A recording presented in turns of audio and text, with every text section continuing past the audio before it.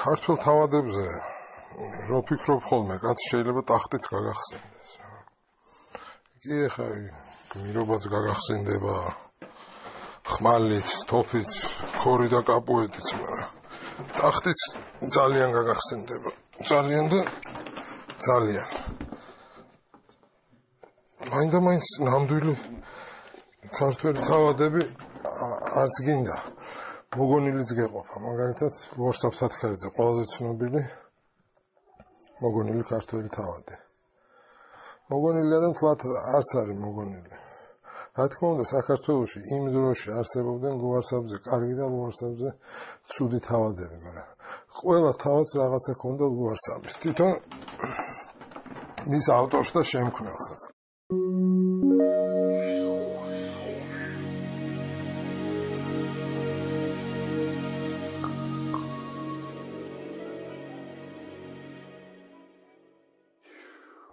ილია ჭავჭავაძეს ძალიან უყვარდა ტახტზე წოლა, შინაური ხალათი, თურქული ქუდი თავზე და თამბაქო.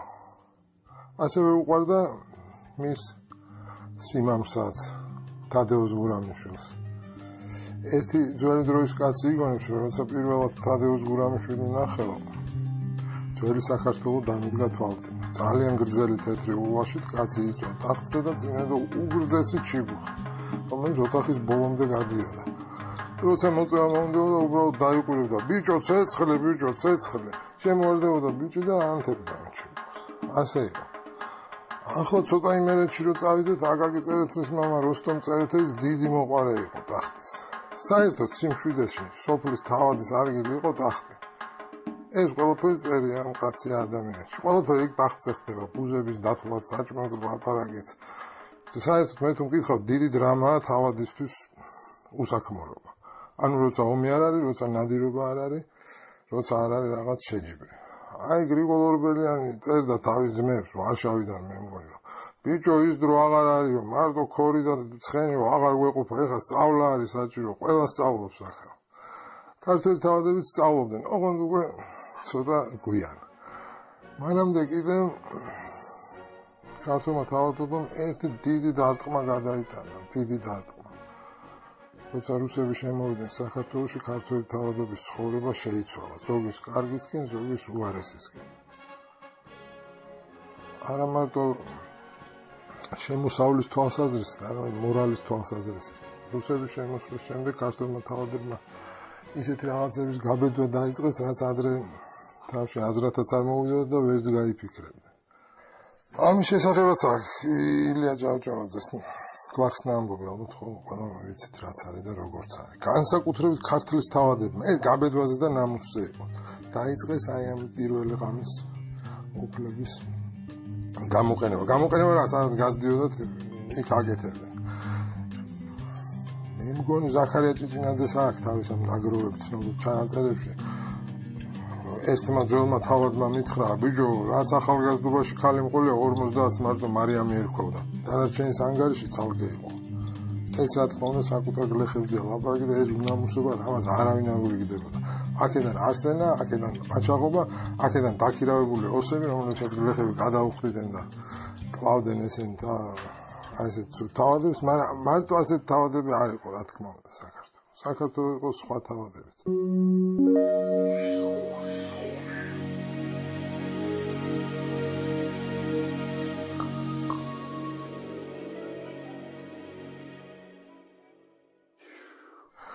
საქართველო იყო ძველი რაინდული თავადობის საქართველო, ეს ყველაფერი ქრებოდა და მე თუ მკითხავთ, ამის ყველაზე კარგი და გემრიელი გამოხატულება იყო თავადი ალექსანდრე ორბელიანი 32 წლის შეთქმულების მეთაური, მე თუ მკითხავთ, ერთ-ერთი წარწირდება მან და ძალიან თავისებური კაცი, რომელიც ყველაზე ლამაზად და ღირსეულად ხედავდა საქართველოს და ამის გამო ყოველთვის აკრიტიკებდნენ, არასდროს ჯეროდათ მესე. საოცარია ვახტანგ ორბელიანის, ალექსანდრე ორბელიანის მამის სიკვდილი, როცა ის ქართული თავადების რაზმთან ერთად იძულებული რომ წაყვეს რუსებს კახეთში აჯანყების ჩასაქრობად და იმდენად არ უნდა ამ კაცს ეს საქმე, რომ იქ რაღაც უბრალოდ წალაპარაკებაზე ეს კახეთში აკრავს თავს. სხვანაირად ახლა არც მოიქცეოდა ძველი და ნამდვილი თავადი. ისევ იმერეთში რო გადავიდეთ, აკაკი წერეთელი იხსენებს მამამისის ცხოვრების ერთ ეპიზოდს. მე რო გითხრათ, ეხლა რა ფასი ქონდა მაშინ ძელ სიტყვას ძველი თავადისას. ძველისას, შემდეგ არ ვამბობ. მე-19 საუკუნის მეორე ნახევარზე არ ვლაპარაკობ. ძველი თავადისას. როსტომ წერეთელთან ერთხელ სახლში მოვიდნენ ფრანგები. ორი მოგეხსენებათ, იქ შავი ქვაჭია თუ რა მთელი ამბავი და უნდათ მიწის ყიდვა, სადაც საბადოების გათხრას დაიწყებდნენ ალბათ და შემოწმებას თუ არა იქ საბადოები, ამან რა თქმა უნდა მიიღო ძალიან კარგად ქართულად და ბოლოს საქმე მიდგა საბუთების ხელმოწერაზე, რომ ეს მიწა უნდა მიიღო. როსტომ წერეთელმა არაფრით საბუთს ხელი არ მოაწერა. იმიტომ რომ ეს დამცირებად მიიჩნია. სიტყვა რა თქვა მიქონდა, გადაისვა უვაჟზე ხელი და ეს ყველაფერს ნიშნავდა. უვაჟზე გადასმული ხელი. შუა მე ვერაფერზე ხელს ვერ მოუწერო, უთხრა აკაკი, მეტი რაღა უთხრა, სიტყვა უთხარი და უვაჟზე ხელი დავიდა. აი რაღაც ესეთი კოდექსი თანდათან ქრებოდა და იკარგებოდა და გადადიოდა რაღაც სისულელეებში.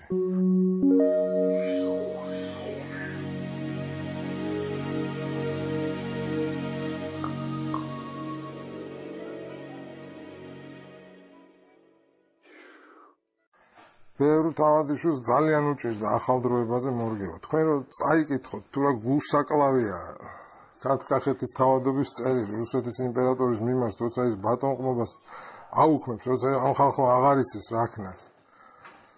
გული გაგისკდებათ პირდაპირ. ადამიანები რჩებიან უფუნქციო. უკვე უსაქმურობა ნიშნავს თანდათან სიღარიბეს.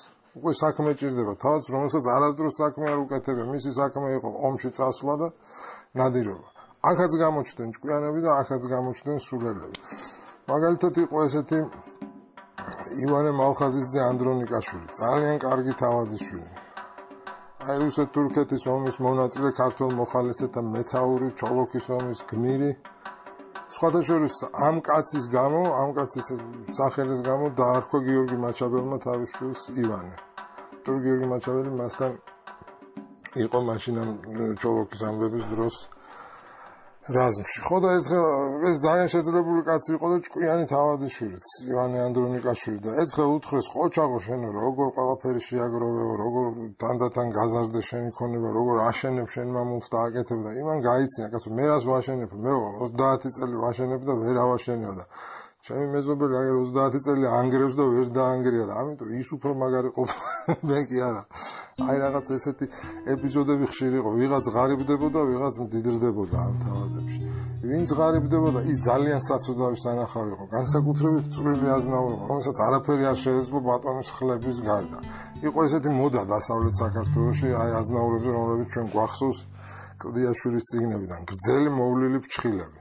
რას ნიშნავს ეს გრძელი მოვლილი ფრჩხილები? კარგი ჩოხა თუ შეგჭა ეს ჩოხა, კარგი იარაღი და გრძელი მოვლილი ფრჩხილები. გრძელი მოვლილი ფრჩხილები ნიშნავს, რომ შენ არასდროს არ მუშაობ, მიწის სამუშაოს არ მისდე და უვლე ამ შემჩხილებს და ამით აჩვენებ შენს კეთილშობილ სისხლს. თუმცა ამ ფრჩხილების მეტი არაფერი აღარ გაქვს დარჩენილი. ძალიან ლამაზია იმერული ეზოები თავადების და აზნაურების და საერთოდ ეს ყველგან საქართველოში ცნობილი კაკალი და ცაცხვი, რომელიც მე მგონი 500 წლის წინ დარგეს, უბრალოდ ჩრდილი არ იყო. ეს იყო ნიშანი იმისა, რომ შენი გვარი ძველია და შენი გვარი განუმეორებელია.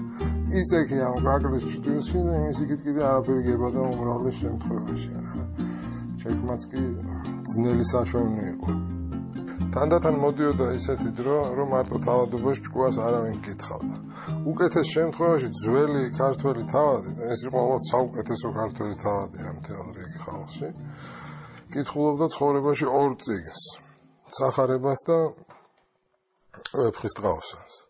ამ ორ ჯადოსნურ წიგნს კითხულობდა, მაგრამ სამწუხაროდ ეს ორი ჯადოსნური წიგნი სახელმწიფო საქმეში, სადმე შესაძრომად, ოფიცრობაში არანაირად გამოსადეგი არ იყო.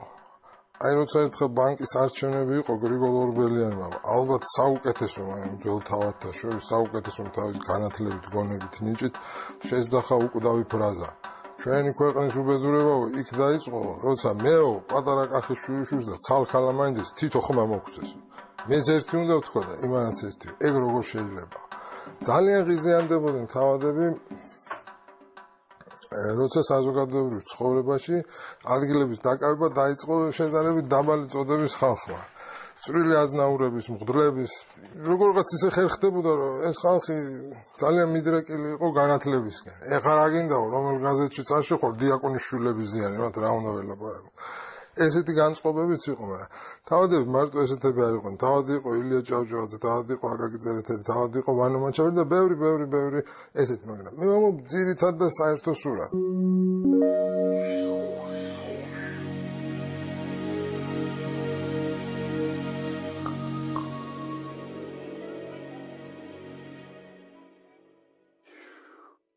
თავადობას არანაირი განსაკუთრებული პრივილეგია არ ჰქონდა. ყაჩაღი თავადი იყო, მკვლელი თავადი იყო. ასეთი რამ იშვიათი იყო, მაგრამ ხდებოდა ისე ამ დაუსაქმებლობისგან და ცხოვრებაში ადგილის უპოვნელობისგან.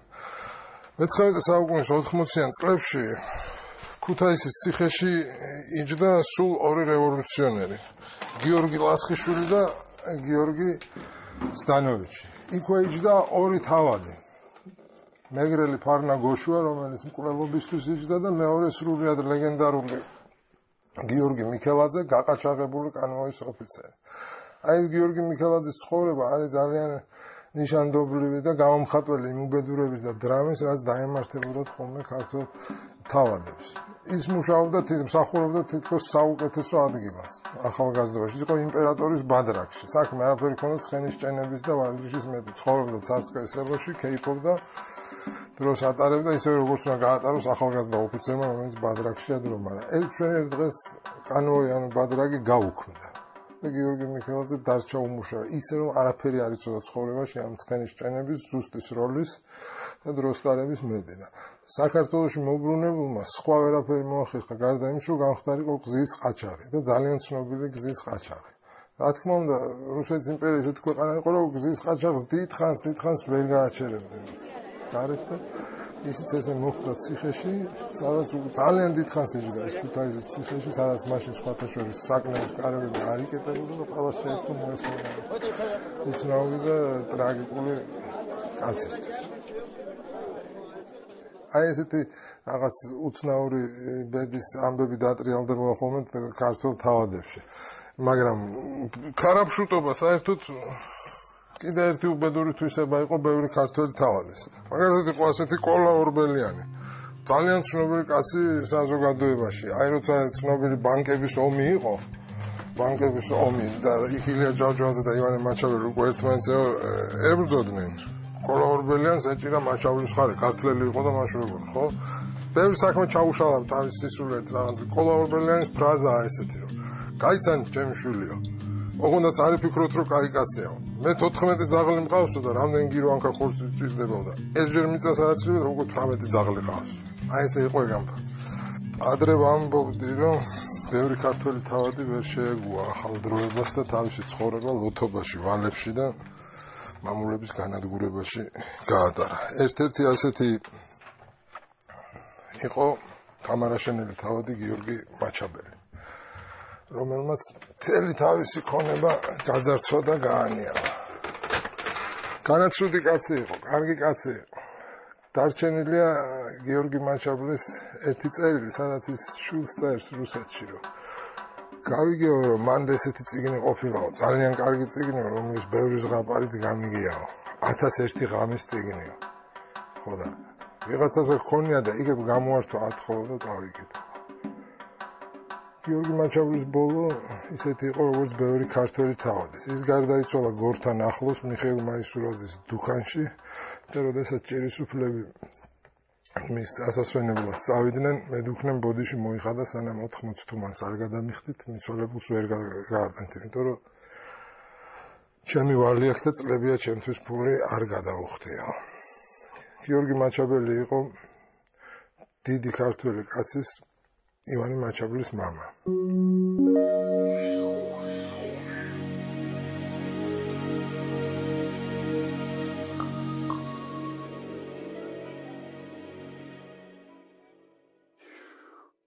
იყო ესეთი რუსი ჟურნალისტი, ცოტა მწერალი, ცოტა პოეტიც, ველიჩკო გვარად თავისი ცხოვრების ერთ ეტაპზე ის საქართველოში იყო და მას ძალიან უყვარდა ქართველები, მაგრამ უყვარდა რაღაცა უცნაურად. ისე როგორც უყვართ რუსებს თავისთვის რაღაცა ქვეყანა. მაგალითად ის თუ ამბობდა, რომ აქ ჩვენ უნივერსიტეტი კი არ გვინდა, ჩვენ გვინდა ბევრი სამხედრო სასწავლებელი, იმიტომ რომ ქართველები კარგი ოფიცრები არიან, კარგი მეომრები არიან.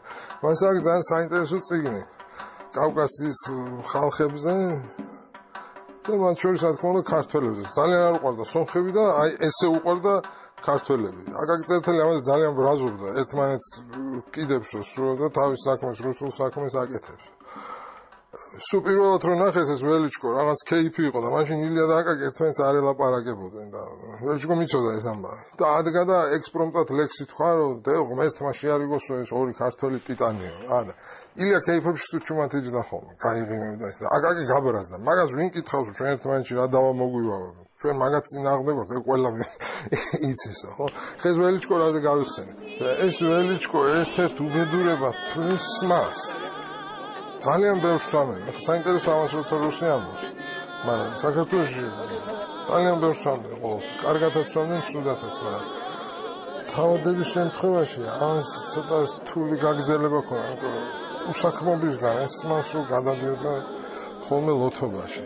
თბილისში იყვნენ ცნობილი მუქთახორა თავადები, კარგი შეძლების, კარგი სითამამის, ზოგი ნაოფიცრალი, ზოგი ოფიცერი, ზოგი უბრალოდ თავადიშვილი, მაგალითად ლელო ანდრონიკაშვილი, კოლა ბარათაშვილი, კოლა რატიშვილი, ტერშმანოვი, ესენი საოცარ რაღაცებს აკეთებდნენ. საოცარს როგორ საშიშს გარემოსთვის. ისინი იკლებდნენ დუქნებს. ერთადერთი რაღაც თავდავსხმეობის ფაქტი ჰქონდათ ყარაჩოღლებთან. ყარაჩოღლ დუქნებში ისინი კარგად იქცეოდნენ. მაგალითად შეეძლოთ ტილიპუჭურიდან გამოიტანათ ყველა მაგიდა. ამ მაგიდე მუშებს ქირავდნენ, ამ მაგიდებზე თვითონ შედგებოდნენ და ქალაქში ჩამოვიდნენ ცეკვაცეკვით ამ მაგიდებზე მოარულებდნენ. ან და იცოდნენ თქვა რელსებიდან კონკის გადაყვანა, დააგორებდნენ ამ კონკასზე, დახტოდნენ. ძალიან მოდაში იყო რევოლვერების ცეკვა. ეს ძალიან სახიფათოა, როცა თან ცეკვა, ქართლელი გლეხის ცეკვას და თან ისვრი. პირველ რიგში შენ შეიძლება მოხდეს ფეხში, მაგრამ ეს ყველაფერი იყო.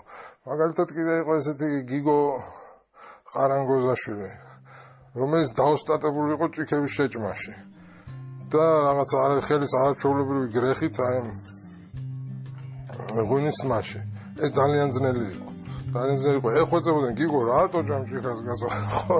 უნდა შეირგო, უნდა იმას, მაგრამ მიჩვეული იყო კაცი, ასეთი იყო, თავადიშვილი იყო. ის უცნაური ენერგია რაც შეიძლება სხვა რაღაცაში დაბანდებულიყო, აი ამ საბრალო ხალხს ჰქონდა დაბანდებული სხვა რაღაცაში, იმიტომ რომ ვინც ვერ შეძლო სამხედრო არ იყო ნიკო ჭავჭავაძე, დიდი ნიკო, გასაოცარი გენერალი, ძალიან მამაცი კაცი, მთელი რატიშვილები, ოფიცრები იყვნენ, ძალიან ჭავჭავაძე გენერლების მოდგმა ერქვა, ირია რომ გამოვაკლოთ, ხო?